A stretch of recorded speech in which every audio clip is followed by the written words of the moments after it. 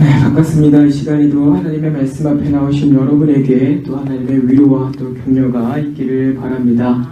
어제가 10월의 마지막 날이었는데 어제는 개신교에 있어서는 좀 특별한 의미를 갖는 날입니다. 바로 종교개혁이 있은 지 딱 500주년이 되는 날이 바로 어제였습니다. 이 종교개혁을 기점으로 해서 로마 카톨릭과 개신교회가 명확하게 구분이 되기 때문에 이 종교개혁이라고 하는 것이 사실은 개신교에서는 대단히 큰 의미를 갖는 일입니다. 많은 사람들이 신앙생활을 하면서 여기에 대해서 큰 의미를 부여하지 않지만 그러나 적어도 개신교인으로 살아가기를 원하고 또 그렇게 살기를 바라는 사람들은 이 종교개혁의 의미를 다시 새겨볼 필요가 있는 것이죠.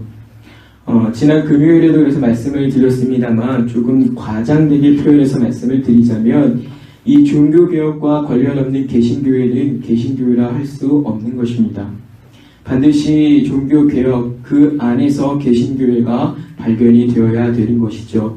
그래서 오늘날 모든 교파를 초월하고서 장로교회든 감리교회든 침례교회든 성결교단이든 아니면 순복음이든 모든 교파들, 개신교회라 부르는 모든 교파들은 다 이 종교개혁의 틀 안에 있어야 되는 것이 맞습니다. 이 종교개혁의 틀이라고 하는 것은 우리가 5가지 정도로 정리를 할 수가 있는데 오직 성경, 오직 은혜, 오직 믿음, 오직 예수 그리스도, 오직 하나님께 영광을 이라고 하는 이 5가지 틀 안에 있어야 그것이 개신교회라 할 수 있는 것이고 또 그렇게 살아가는 교회가 비로소 개신교회라 이렇게 이름 부를 수 있게 되는 것이죠. 그리고 개신교회라면 응답 그 삶을 살아야 되는 것이 맞는 것입니다. 특별히 종교개혁자들에게 있어서 성경이라 라고 하는 것은 그들의 신앙에 있어서 뿐만 아니라 그들의 삶에 있어서 유일한 기준이었기 때문에 오직 이 성경을 근거로 로마 카톨릭이 무엇을 잘못했는지 그리고 어떻게 그것들을 고치고 바꿔나가야 되는지를 확인을 하고 오직 이 성경의 근거에서 그 잘못된 것들을 다 청산하고 개혁을 하게 되는 것이죠. 처음부터 루터라고 하는 사람이 종교개혁을 목적으로 하고 95개 조항의 방방문을 써서 비테베크 성당에 걸었던 게 아닙니다. 성경을 보아하니 우리가 이러한 잘못들을 하고 있는데 이거 그대로 두면 안 되는 거 아니겠는가? 책임 있는 사제들, 박사들, 신학박사들, 교육을 담당하는 사람들 모두가 이 문제에 대해서 논의해보자 라고 시작했던 게 종교개혁의 출발입니다. 하나님께서는 그 성결한 마음, 거룩한 마음을 이 사제라고 불렸던 당시의 루터죠. 루터에게만 주신 것이 아니라 또 그 당시에 로마 카톨릭의 부패한 것들을 인지하고 그것들에 대해서 고민하고 살았던 신실한 그리스도인들의 마음에 불을 붙여서 그것들이 복사되어서 각지로 흩어져 나가게 되고 그것으로 말미암아 종교개혁이 일어나게 되는 것이죠. 루터의 입장에서는 일이 커졌다라고 생각이 될 만큼 그 일들이 너무나 빠르게 확산이 되어져 가는 것입니다. 그렇게 살아왔던 개혁자들과 또 종교개혁 이후의 교회들인데 오늘날 이 종교개혁의 의미가 퇴색되어져 가는 것은 대단히 아쉬운 일이 아닐 수가 없는 것이죠. 이 말은 그들이 오직 성경을 근거로 살았다라고 하는 말은 그들이 성경에서 벗어난 것들과 관련해서는 과감없이 아주 거침없이 포기하고 개혁을 했다라고 하는 말과 다르지 않은 것입니다. 앞서서도 잠깐 언급을 드렸습니다만 루터라고 하는 사람은 당시 로마 카톨릭의 사제입니다. 사제. 그동안 그가 해왔던 예배 형태들, 그동안 그가 집례했던 성찬의 일들, 그동안 그가 가르쳐왔던 성경의 말씀들이 하나님의 말씀에 비추었을 때 잘못되었다라고 확인이 되면 그것들을 과감하게 포기했다 이겁니다. 자기 자신이 해왔던 것들을 아니다라고 할 수 있는 그것이 바로 이 개혁자들의 마음이었죠. 무엇을 근거로? 성경을 근거로. 자기들 마음대로 바꾸고 싶어서 바꾼 게 아닙니다. 자기들이 하고 싶은 대로 그렇게 한 게 아닙니다. 그들이 그렇게 해왔기 때문에 우리가 너무나 우리 마음대로 살아왔기 때문에 더 이상 그러한 삶을 안 된다. 우리가 하나님 앞에 범죄하는 일 멈춰야 된다라고 해서 그 성경을 근거로 오직 이 하나님의 말씀만 붙들고서 그 일들을 해나가게 되는 것이죠. 한 예로 들어보자면 당시의 로마 카톨릭은 성스러운 장식물이라고 하는 것들을 예배당 안에 두기를 좋아했습니다. 마리아상도 있고 때로는 성자라고 부르는 12사도들의 형상들도 있고 또 때로는 십자가 형태의 어떤 부착물들도 두는 것이죠. 다양한 예술 작품들도 그 안에 걸려있기도 하는 것입니다. 그것들을 없애고 성찬 때에는 그들이 가지고 있었던 로마 카톨릭이 가지고 있었던 교리적인 내용 때문에 포도주가 이 진례자에게만 허락이 됐습니다. 왜냐하면 떨어지면 주님의 피가 떨어지는 것이기 때문에 그거는 큰일 나거든요. 그래서 사제들만 그 포도주를 마시고 떡은 흘릴 일이 없으니까 나눠주는데 그것도 잘못됐다. 그것도 바꾸고 고해성사라고 하는 것은 로마 카톨릭이 가지고 있는 어떤 사죄의 교리에 있어서 굉장히 중요한 내용입니다. 고해성사하는 일들도 멈추게 하고 이 세 가지, 적어도 이 세 가지 것들만 언급을 해도 굉장히 파격적인 변화가 그들 안에 있는 것입니다. 당시에 그 일들을 당연하고 자연스럽게 여겼던 성도들, 그리고 당시 그 일들을 하는 것이 자연스럽고 당연하게 여겨졌던 사제들 사이에서 그 일들은 도무지 이해가 안 되고 또 낯설 그런 일이 되는 것이죠. 그러나 그것이 성경의 가르침이었기 때문에 이 사제들을 비롯한 경건한 그리스도인들이 그것들을 뒤집어 엎는 것입니다. 그러면서 강조했던 게 은혜고, 그러면서 붙들고 나갔던 게 믿음이고, 그래서 의지했던 게 그리스도고, 그걸 통해서 하나님께 영광을 돌리는 삶을 이루어낸 것이지요. 그런 그들에게 있어서 이 성경을 근거해서 살아가는 일들은 굉장히 중요했다 이겁니다. 이 말은 그의 후대들로 살아가는 오늘날 개신교인들, 우리들도 이 성경을 근거로 해서 살아가는 일이 무엇보다 중요한 일이다라고 하는 것이죠. 성경을 위해서 성경에 따라서 살았던 그들이기 때문에 우리도 그와 같은 삶을 살아야 한다라고 하는 것이죠. 그런데 그렇게 사는 교회가 오늘날 그렇게 많지가 않다 이겁니다. 성경을 잠깐 뒷전으로 밀어넣는 경우가 많죠. 어렵고 힘든 것 잠깐. 대신에 우리가 보여드릴 수 있는 어떤 열심이라고 하는 것들. 종교개혁자들이 그것이 아니다라고 해서 그것들을 뒤엎었는데 오늘날 우리가 다시 그것들을 뒤집어 엎고 있다 이겁니다. 그래서 우리는 늘 생활을 하는 동안에 성경의 근거에서 행동하고 있는가, 나 자신이 이 성경의 근거에서 살아가고 있는가를 고민해야 되고, 나 자신이 그 하나님의 은혜에 근거하여 행동하고 있는가를 확인해야 되고, 나 자신이 그 믿음에 의하여 움직이고 있는가 행동해야 되고, 나 자신이 예수 그리스도로 말미암아 살아가고 있는가 확인해야 되고, 내 삶이 과연 하나님께 영광을 돌릴 만한 것인가, 이것들을 끊임없이 질문하면서 이 성경을 따라가는 삶을 살아야 하는 것이죠. 이러한 면에서 오늘 우리는 이 본문을 중심으로 해서 주님을 주여 주여 부른다고 하는데 과연 우리가 그 주님을 입에 담기에 합당한 삶을 살아가고 있는 것인가, 이것들을 조금 고민을 해보고자 합니다. 오늘 본문을 보시면 예수님께서 사도들 곧 제자들을 부르시고 난 이후에 그들에게 말씀하셔서 가르치신 말씀을 기록을 하고 있습니다. 마태복음에서는 본 기사를 산상수훈이라 부르는 기록에 말미에 기록을 하면서 마무리를 하고 있는데, 요점은 주님으로부터 복을 받고 주님의 제자로 살아가는 자들은 이 말씀으로부터 벗어나면 안 된다라고 하는 겁니다. 주여 주여 하는 모든 이들은 이 말씀을 벗어나서 살아선 안 된다라고 하는 것이죠. 그것이 주님이 가르쳐 주신 복이고 그것이 주님을 위한 삶인 것입니다. 오늘 본문을 보시면 주님은 너희는 이라고 지청하고 있는데, 여기서 말하는 너희는 이라고 하는 사람들은 마태복음의 기록과 함께 생각을 해보니까 거짓 선지자들이구나 라고 하는 걸 알 수 있습니다.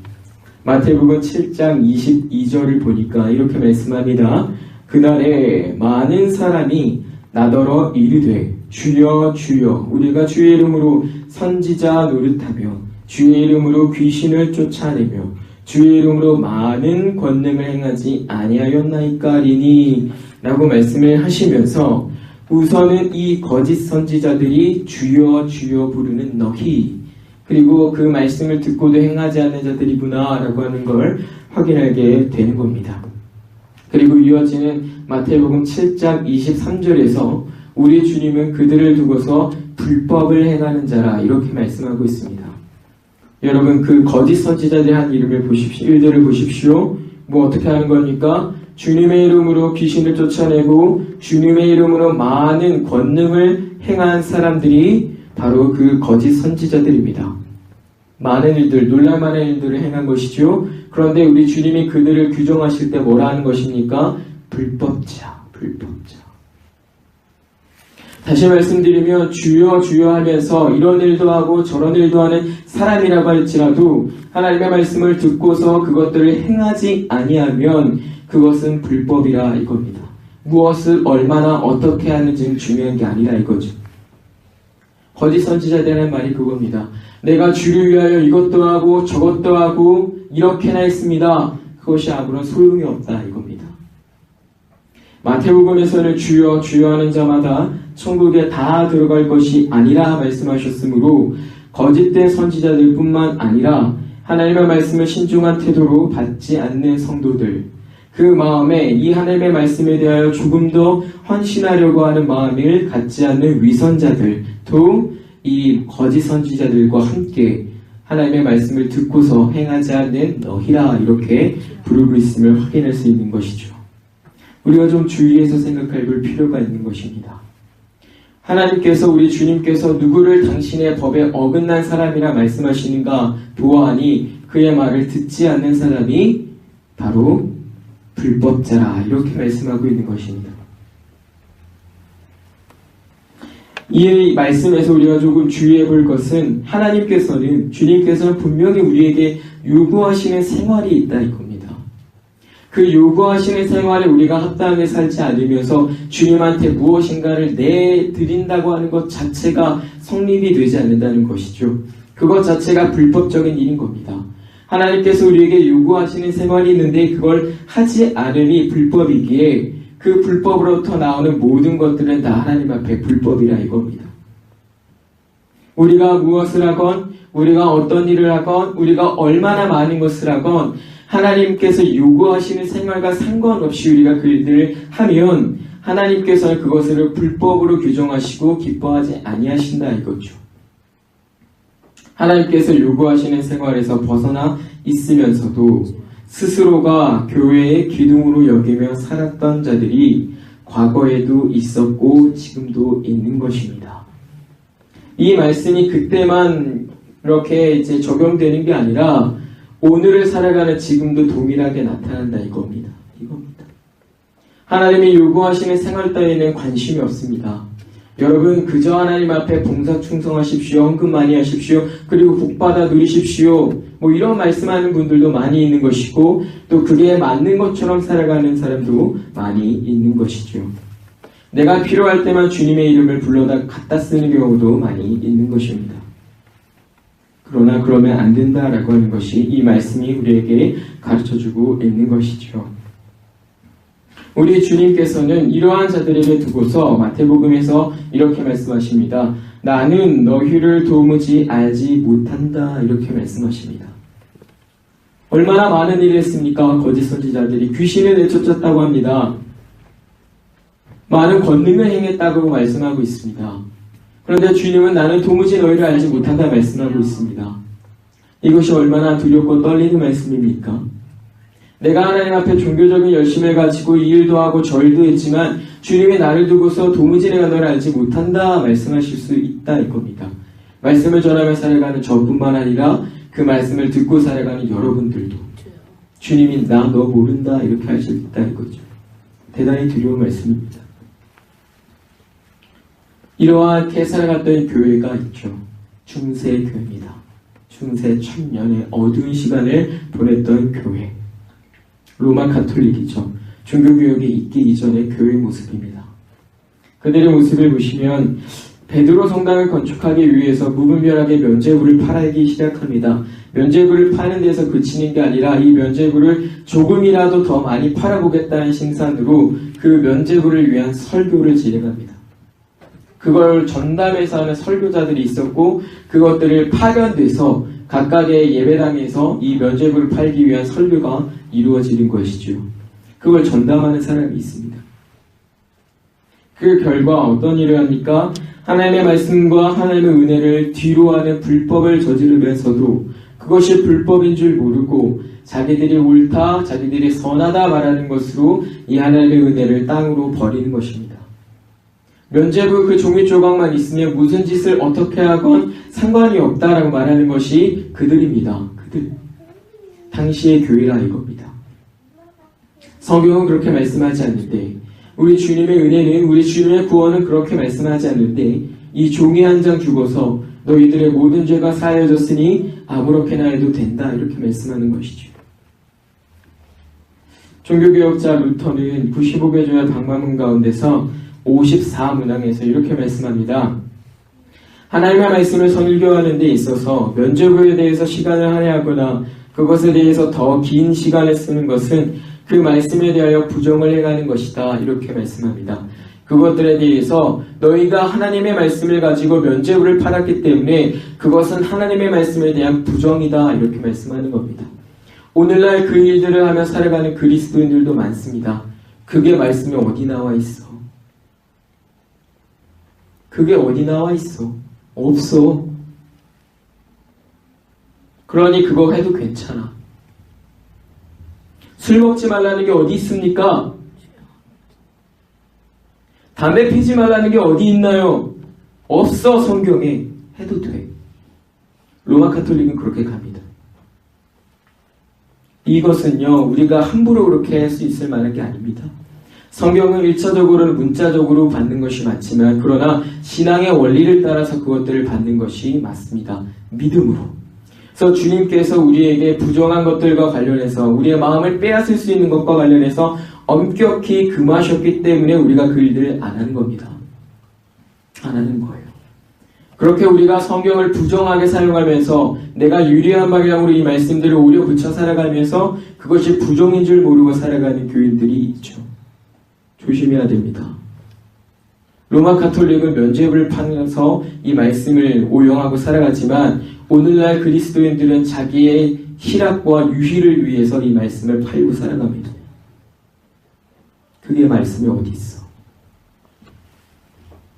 이러한 면에서 주님의 신실한 제자로 살고자 하는 사람들, 곧 신실한 교회로 살아가고자 하는 사람들은 모두가 예외 없이 이 성경을 기준으로 살아야 되고 우리 주님께서 요구하시는 생활이 뭔지를 분명히 먼저 생각을 해야 됩니다. 말씀을 읽으면서 이 말씀 속에서 하나님이 내게 요구하시는 생활이 무엇인가 이거를 고민해야죠. 그 말씀을 보면서 이거 말씀이 없네 그럼 내가 해도 되겠구나 그렇게 하면 안 된다 이겁니다. 왜 하나님이 그 말씀을 하고 있는가? 나에게 요구하시는 생활이 무엇인가? 내가 지금 돌이켜야 될 것이나 내가 지금 더 견고하게 해야 될 것이 무엇인가? 이걸 먼저 고민을 해야 된다라고 하는 것이죠. 그래서 말씀을 들을 때 성경을 묵상하실 때 줄도 치고 글귀도 적고 남기기도 하지만 그것으로 끝나면 아무런 소용이 없는 겁니다. 반드시 행동으로 우리 행실로 그것들이 나타나야 되는 것이죠. 왜요? 듣는 것과 행하는 것은 떨어질 수 없는 것이기 때문에 그렇습니다. 로마 카톨릭이 그게 떨어졌어요. 주님께서 말씀하신 것 듣는 것과 그 말씀을 들은 대로 살아가는 그 행실이 떨어졌다 이겁니다. 주님은 이렇게 말씀하셨어요. 그래, 그러면 그건 그냥 그런 거지. 그냥 마음대로 살면 돼. 듣는 것과 행하는 것이 떨어지면 문제가 발생한다 이겁니다. 내가 하나님의 말씀을 잘 들었나 확인하고 싶으면 내 행동을 보면 돼요. 그 말씀을 대하고 난 이후에 내 행동이 어떻게 달라졌는가 그것들을 확인하시면 됩니다. 그럼 내가 말씀을 잘 듣고 있는지 듣고 있지 않는지를 확인하실 수가 있어요. 다 드러납니다. 줄도 치고 밑줄도 하고 이렇게 표시도 하고 외우기도 하지만 내 생활 보면 그 말씀이 내가 정말로 듣고 살아가는지 아닌지가 드러나게 되어 있어요. 그래서 우리 주님은 야고보서에서 우리 야고보 사도를 통해서 말씀하실 때 행함이 없는 믿음은 죽은 믿음이라 말씀하시는 겁니다. 주의해서 살펴야 될 내용이 바로 이런 것이죠. 그래서 우리가 하나님께서 우리에게 요구하시는 생활이 무엇인가, 이 본문을 중심으로 또 말씀들을 중심으로 늘 고민하면서 살아야 되는 것은 우리가 하나님 앞에 그렇게 살아가는 위선자들이 아니기 때문에 그렇습니다. 우리는 진정으로 이 마음으로부터 하나님이 요구하시는 생활에 응하기를 원하고, 우리는 마음으로부터 그 하나님의 은혜에 감사하는 마음으로 살기를 바라는 사람들입니다. 그래서 우리는 하나님 앞에 위선자로 살 수가 없는 것이죠. 그래서 우리가 날마다 하나님 앞에 기도하고, 때로는 말씀 보고, 그 말씀이 깨달아지지 않을 때 가슴을 치면서 다시 한번 기도하는 겁니다. 그리고 내가 이 말씀대로 살아야지 결단하고 난 이후에 그 결단대로 살지 못했을 때 다시 주님의 은혜를 구하면서 내가 다시 그 삶을 살기를 간절히 기도하면서 또 하루를 살아가는 것이죠. 우리는 위선자들을 살고 싶은 사람들이 아니라 이겁니다. 그래서 우리는 끊임없이 고민을 해야 된다라고 하는 것이죠. 그러면 오늘 본문에서 구체적으로 우리에게 요구하시는 삶이 무엇인가 좀 생각을 해봐야겠는데, 누가복음에 이 기록된 말씀 전체를 통해서 한번 생각을 해보면, 단편적이긴 하지만 이 누가복음 안에서만 좀 생각을 해보면 앞서에 기록된 말씀들을 통해서 확인할 수 있는데, 첫 번째가 원수를 사랑하라 이 말씀이고, 두 번째가 자기의 들보를 보라 이겁니다. 이 말씀, 주님께서 주여 주여 하는 자마다 이 말씀을 하시기 이전에 말씀하시기에 원수를 사랑하라 그리고 너희의 들보를 보라 이겁니다. 이걸 하기 위해서 반드시 전제가 되어야 될 게 있는데, 그게 뭐냐면 우리 주님께서 계명으로 주신 그 말씀입니다. 뭡니까? 너희가 서로 사랑하는 것, 그것이 주님의 계명이다 라고 하는 것, 이걸 먼저 기억을 하고 그게 전제가 되어야 되는 겁니다. 요한복음에서 주님께서는 이제 자기가 떠날 것을 아시고 당부하시는 말씀들이 있습니다. 자기의 성도들에게, 자기의 지자들에게, 자기가 사랑하는 이들에게 당부의 말씀을 해주시는데, 그게 15장 12절에 나와 있는데 이렇게 말씀하세요.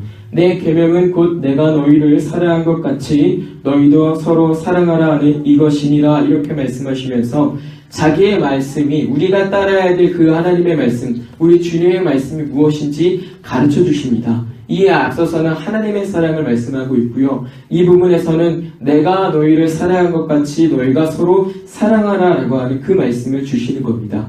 오늘 이 본문에서 주님께서 너희가 들으라 말씀하시는 건 내가 너희를 사랑한 것 같이 너희가 사랑하라 이겁니다. 이 말씀이 전제가 돼서 우리가 원수를 사랑하기까지 우리를 사랑하고, 우리 들보를 들추어 봐서 상대방을 깎아내리는 것이 아니라 나 스스로의 교만함과 어리석음을 찾고 하나님께 나아가는 것이죠. 겸손하게. 그것이 오늘 이 본문 가운데서 주님이 1차적으로 우리에게 요구하고 있는 그 말씀이라 이겁니다. 우리가 그것을 듣고 행해야 된다라고 하는 것이죠.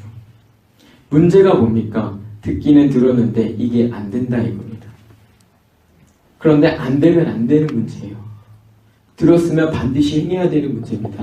안 되시면 어금니를 깨물고서라도 반드시 이 일들을 하려고 애를 쓰셔야 됩니다. 그렇지 않으면 위선자로 하나님이 구분하시는 거예요. 여러분이 오해하시면 안 되는 것 중에 하나가 여기서 말씀하고 있는 원수라고 하는 사람들입니다. 원수. 교회에 속한 다른 형제가 원수가 아닙니다. 여기서 말씀하고 있는 원수가 우리가 같이 이루고 있는 이 교회에 한 무리로 들어와 있는 사람이 원수가 아니에요. 우리가 원수라고 그러면 대체적으로 어떤 생각을 하냐면 내가 싫어하는 사람, 나를 미워하는 사람, 내가 미워하는 사람, 이 사람들을 1차적으로 원수라고 생각을 하는데 그게 아니라 이겁니다. 그 사람들이, 우리가 같이 교회로 살아가고 있는 사람들이 원수가 아니에요. 이 원수라고 하는 사람은 교회 밖에 있는 사람들입니다. 그리스도와 무관한 사람들, 아직 그리스도의 은혜로 참여하지는 않은 사람들, 그래서 죄를 따라 살아가는 사람들이기 때문에 하나님의 법에 따라 이 그리스도와 원수된 사람들, 아직 그들을 두고 원수라 말하는 것입니다. 원수가 교회의 한 무리 안에 내가 미워하는 사람이 원수가 아닌 것이에요. 이걸 먼저 기억을 하셔야 됩니다. 성경은 분명히 이 교회의 한 무리를 두고서 형제라고 하는 이름 외에 다른 것으로 부르지 않습니다. 이 교회로 이루고 있는 모든 사람들을 두고서 그냥 형제라고 불러요. 그 안에 원수라고 표현하지 않습니다. 심지어 마태복음 18장에 보시면 교회 안에서 문제를 일으킨 자들에 대해서도 이 성경은 형제라 이렇게 부르고 있습니다. 이 마태복음 18장 보시니까 이런 표현이 있어요. 그 형제가 너희 안에 범죄하거든 이렇게 말씀합니다. 범죄할 때도 형제예요. 형제. 그런데 그들에 대해서 어떠한 권면이 있냐면 첫 번째, 형제가 범죄하면 권면하고 1대1로 권면하고 그게 안 되면 나를 포함한 두세 사람이 같이 가서 한두 사람이 같이 가서 그에게 다시 권면하고 그게 안 되면 교회에 말해서 교회로서 그것들을 권면하게 한 다음에 그것도 안 들으면 이제 그때서야 이방인과 세리처럼 여겨라 이렇게 말씀을 합니다. 그러니까 한두 사람이 가서 처음에 나 혼자 가서 권면했어요? 안 됐어요? 한두 사람이 같이 가서 권면했어요? 안 됐어요? 그리고 교회가 권면했어요? 안 됐어요? 그럼에도 불구하고 그들을 원수라 부르지 않고 형제라 부르고 있다 이겁니다. 그러면서 교회의 권면을 끝까지 듣지 않으면 이방인과 세리로 여겨도 좋다라고 말씀하는데 문제는 그 다음 구절에 뭐가 나와 있냐면 용서와 관련해서 이른 것이 7번이라도. 그러니까 이게 무슨 말씀입니까? 교회의 권면을 무시하면 이방인과 세리처럼 여겨도 좋지만 그래도 그를 끝까지 용서하려고 해야 된다라고 하는 게 그 성경의 말씀인 것이죠. 왜? 그는 우리의 형제니까. 그는 우리의 형제니까. 비록 하나님 앞에 범죄하게 하였어도 하나님이 우리와 형제로 두신 무리이기 때문에 우리가 그를 용서하는 것 끝까지 포기하면 안 된다라고 하는 것이 그 마태복음의 가르침입니다. 근데 우리는 어떻습니까? 우리는 어떠신가요? 원수를 사랑하라 그랬더니 내 교인을 사랑하려고 합니다. 이게 이상한 거예요. 여러분 원수까지 사랑하십시오 그랬더니 이 교인들만 더 사랑하려고 그럽니다. 여러분 형제 사랑은 기본입니다. 우리 안의 사랑은 기본이에요. 이 사랑의 견고함을 바탕으로 해서 하나님을 믿지 않는 사람들까지 사랑해라 라고 하는 게 원수를 사랑하라 이렇게 말씀하는 겁니다. 너희끼리만 사랑하는 것이 아니라 그 사랑을 가지고 하나님을 믿지 않는 아직 그 이방인처럼 살아가는 자들도 너희가 살아야 하는 것처럼 동일하게 사랑해라 이거예요. 왜? 우리는 그들이 아직 이방인이긴 하지만 우리가 언제든지 형제가 될 수 있는 사람이라고 생각하고 그들을 대해야 되기 때문에 그렇습니다. 우리가 읽지는 않았습니다만 하나님께서 그들에 대해서 뭐라고 말씀하는지 아십니까? 에베소서의 말씀을 보니까 그들에게조차도 우리 아버지께서는 은혜와 인자하심을 베푼다 그렇게 말씀합니다. 하나님을 믿지 않는 그 외인에게들조차도 우리가 이 부분을 다시 잘 점검해서 생각을 해야 된다라고 하는 것이죠. 그래서 우리가 성경 가운데 내 이웃을 내 몸과 같이 사랑하라 라고 했을 때 그 이웃은 우리 형제된 우리를 말한다고 하는 것을 아시고 그 부분을 잘 지켜 살아가야 됩니다. 오해하는 게 두 가지예요. 원수라 그랬더니 우리 교회 안에 내 마음에 들지 않는 사람을 원수로 생각하고 이웃을 사랑하라 그랬더니 이 교회의 형제들이 아니라 바깥에 누구를 생각하는데 거꾸로입니다. 거꾸로. 원수는 우리 교회 밖에 아직 하나님을 알지 못하는 자들을 말하는 것이고 이웃은 우리를 말하는 거야. 우리. 내 옆에 앉은 사람, 내 앞에 앉은 사람, 매 주일 하나님 앞에 기도하면서 찬송하면서 함께 예배하는 사람, 같이 식사 교제하고 같이 교제를 나누는 그 사람이 우리 이웃입니다. 그 사람이 견고해야 우리 밖에 있는 사람들에게도 이 사랑을 전할 수 있다라고 하는 것이죠. 종교개혁자부터가 이 베드로 성당을 건축하는 일들을 비판하면서 어떤 말을 하냐면 이런 말씀을 합니다. 면죄부를 위해서 돈을 바치는 사람은 교황의 면죄를 사는 것이 아니라 오히려 하나님의 진노를 사는 일이라. 그러면서 앞에 붙이는 단서가 있어요.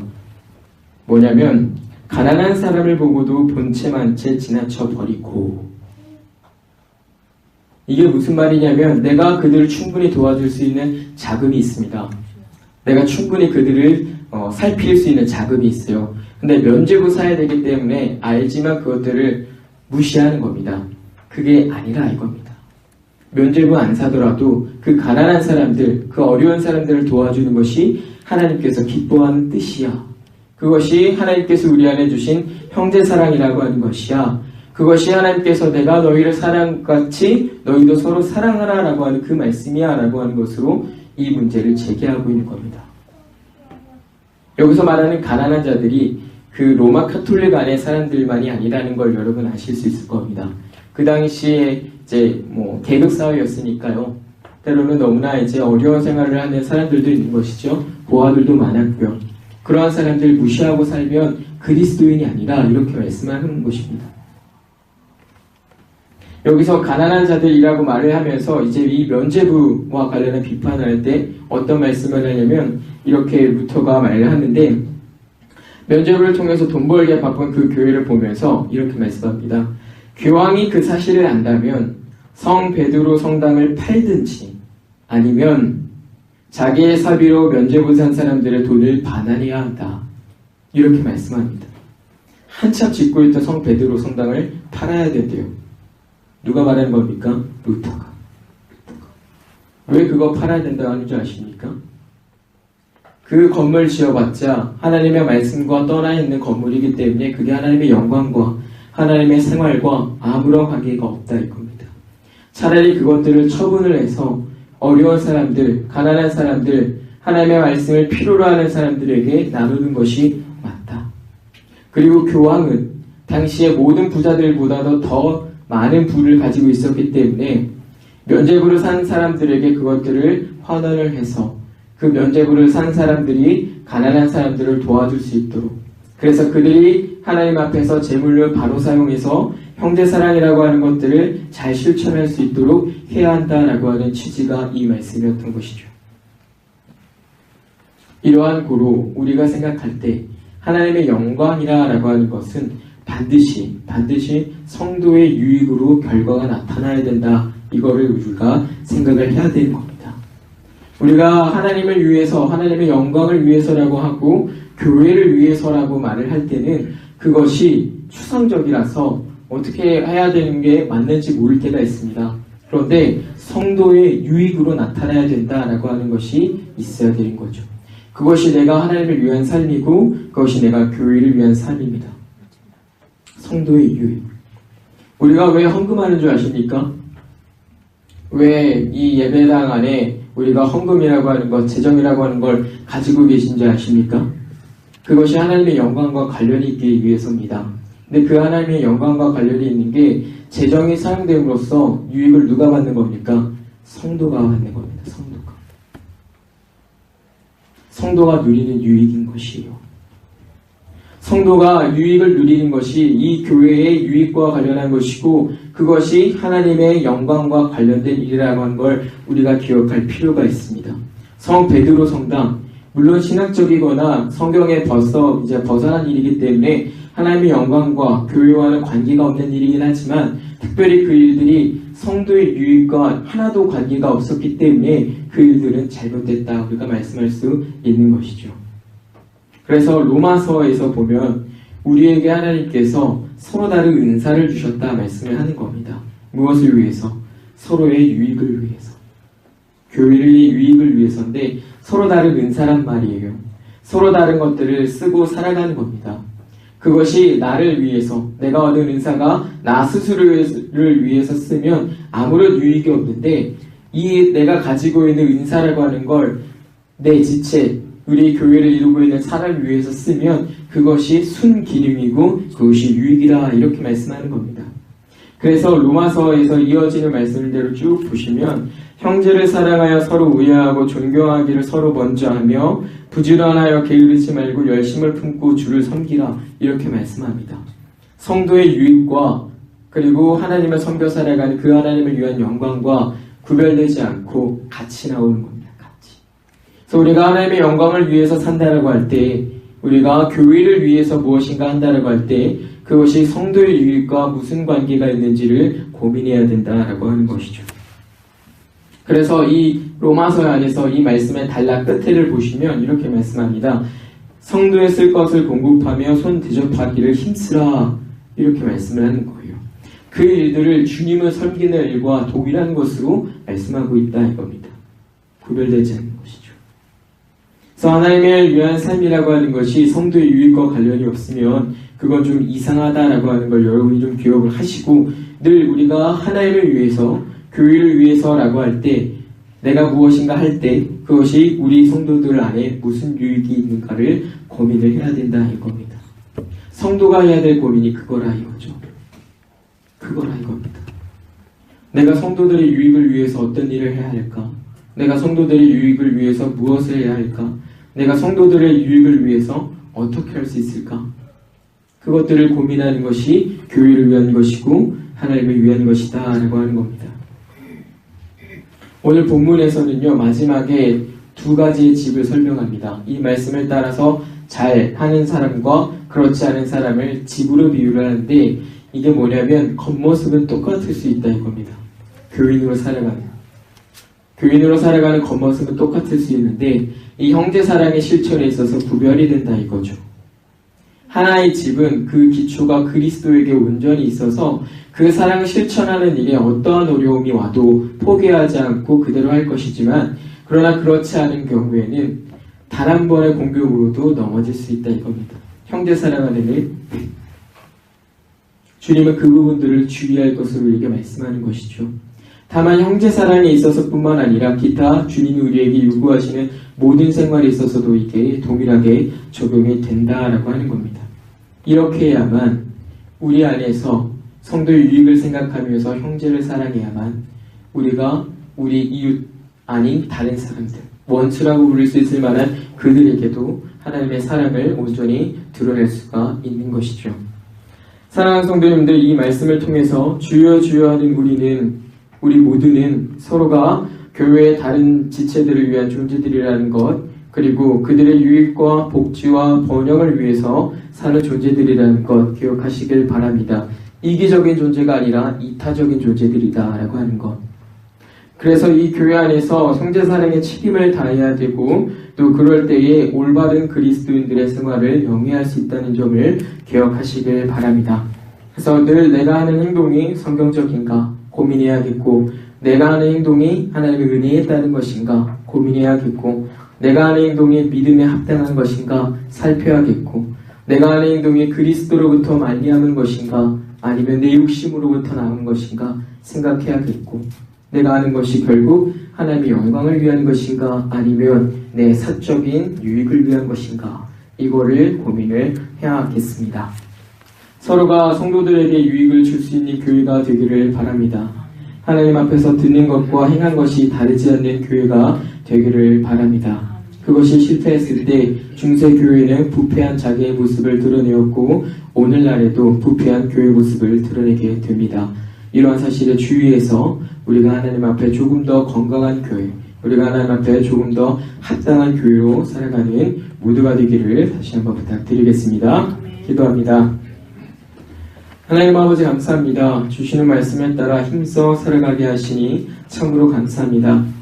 하나님께서 우리에게 은혜를 주셨건만 우리의 생활이 얼마나 성경에 합당한 것이었는지, 은혜에 따른 것이었는지, 믿음에 따른 것이었는지, 예수 그리스도로 말미암은 것이었는지, 하나님께 영광이 되는 것이었는지 생각해보면 부끄러운 것뿐입니다. 완악한 마음대로 행할 때가 많았고, 듣기는 들었으나 외면하고 살 때가 많았습니다.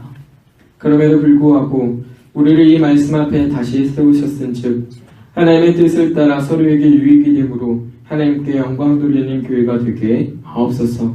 들음과 행함이 한결같아서 후대의 교회의 본이 되는 교회가 되게 하옵소서. 감사드리며 예수님 이름으로 간절히 기도드립니다. 아멘.